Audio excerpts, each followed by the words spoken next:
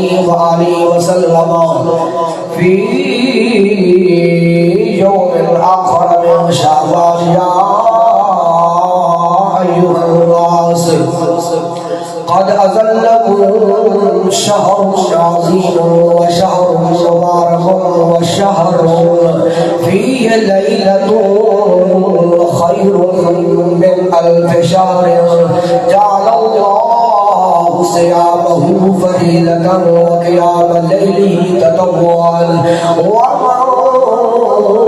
ومن تقرب فيه بخصلة الخير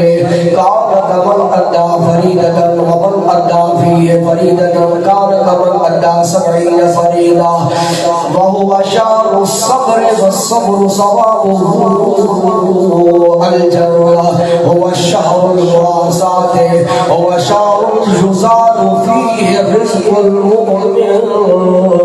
ومن فطر فيه صائما كان مغفرة لذنوبه وعتق رحمته من النار فكان له نصف أجره من غير أن ينقص من أجره شيئا وقالوا ليس كلنا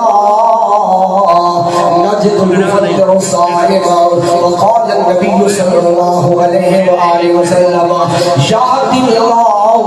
هذه الثواب من فطر صائما على تمرة أو شربة ماء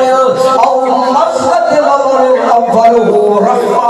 وأوسطه مغفرة وآخره عتق رقبة من النار ومن خفف عن مملوكه غفر له ذنوبه وآتته من النار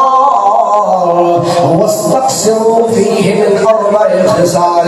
أما الخصلتان ترضون بها ربكم أول شهادة لا إله إلا الله والاستغفار وأما الخصلتان لا غنى بكم وتسألون الله الجنة وتعوذون به من النار ومن أشبع في صائما سقاه الله من حوزه لا يسمع حتى يدخل الجنة